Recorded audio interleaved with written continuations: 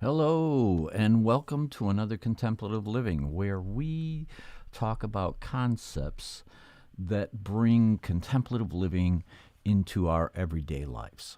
You know, Confucius once said, hold faithfulness and sincerity as first principles.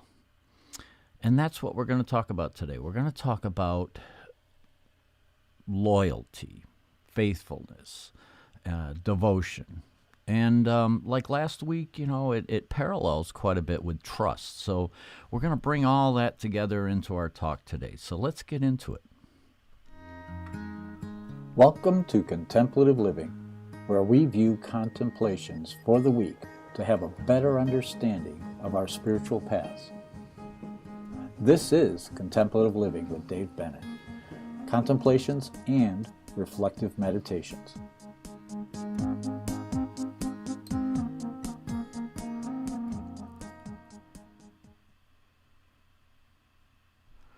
All right. Well, loyalty. So, we've all been betrayed at some point in our life, right? Yeah, it happens. It happens to all of us. And so loyalty is something that is really earned. It's not, we don't give it away freely. One, if we expect loyalty, we have to earn it. And if we're going to give loyalty, they have to show us that it's something that we can trust and we can work with.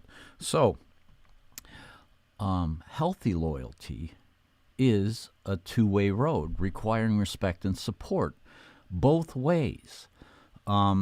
So we want loyalty in our lives, in our relationships, in our friendships, even at work. We want our employees to be loyal to us. We'll be loyal to them.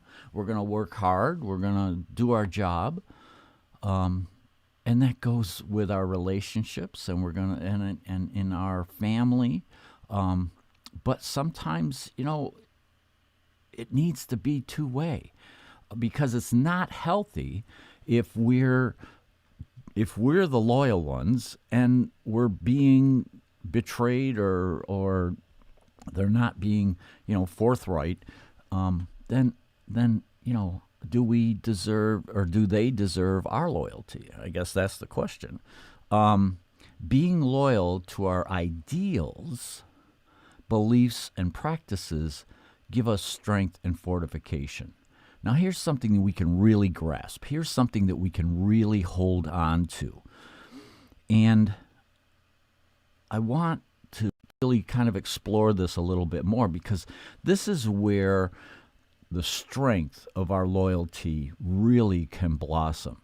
When we establish an ideal that is our guiding star that we want to strive toward our entire life, it may not be achievable, but it's something that we want to strive for. And we give our loyalty to that. We give our devotion to our ideal and our beliefs, and we bring that into our daily practice, then that gives us strength. That gives us fortification. That brings us into life. It helps us to squeeze all the juice out of all of our interactions and to move forward with that strengthened sense of being and knowing that our ideals are a part of who we are and how we interact on a daily basis. So all the interactions that make our life, let me start over.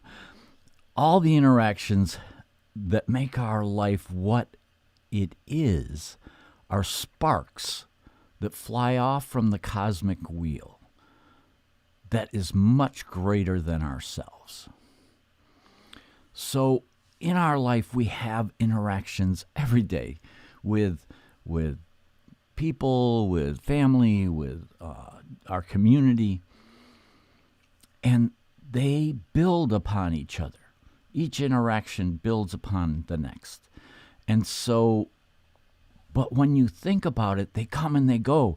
And so in the cosmic order of things, they're just but a spark.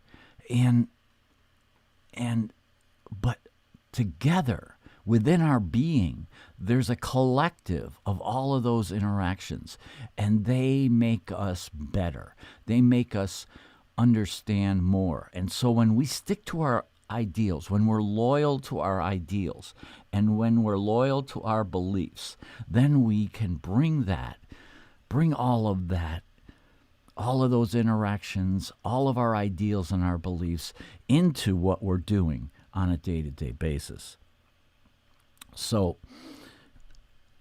develop positive habits and firm allegiance towards your friends. And I would even say, expand that outward.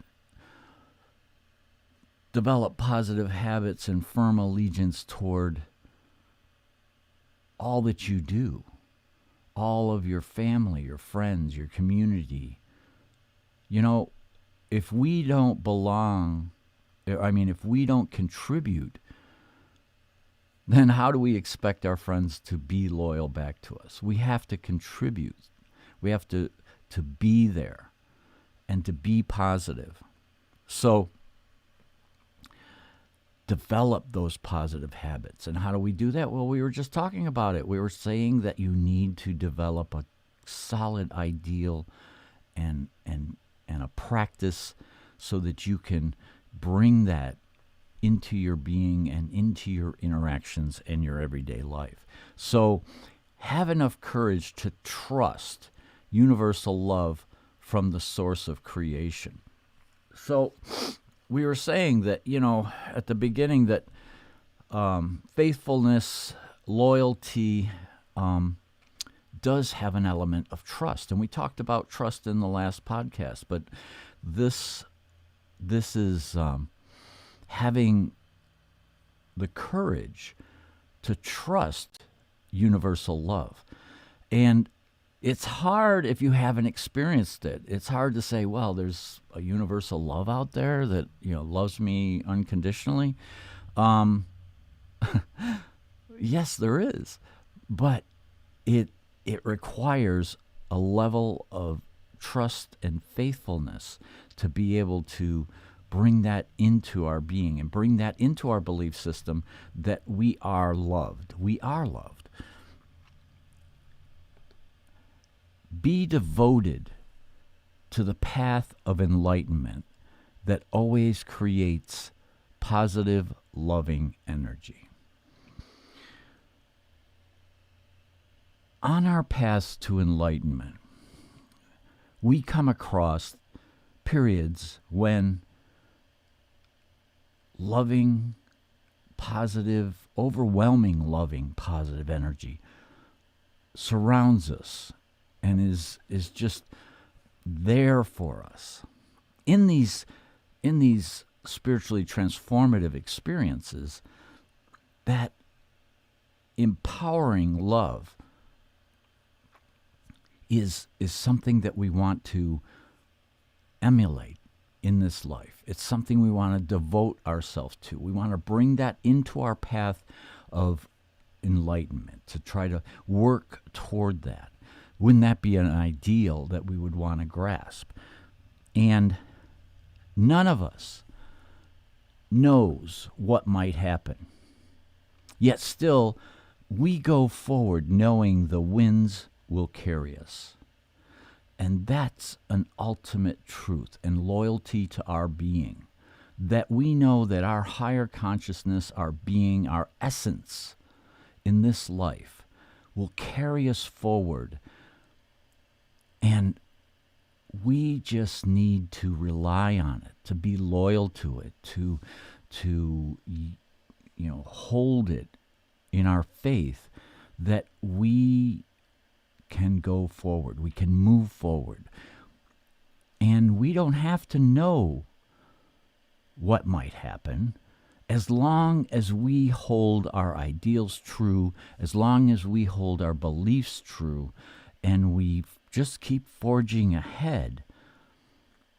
we know that our being, our essence of who we are, because we've strengthened that practice, can bring us to a place that is more empowering and in our future. So all that we do now will carry us forward and bring us forward. So what is loyalty then?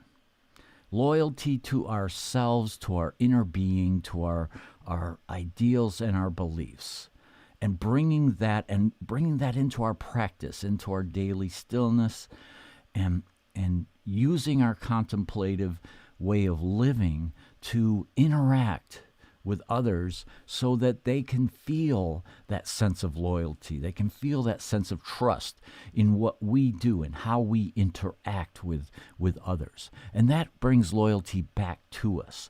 It's that give and take that the universe loves, just absolutely loves to work with. So I hope that you can find this practice in your contemplative way of living. And I hope you have a blessed week. Namaste.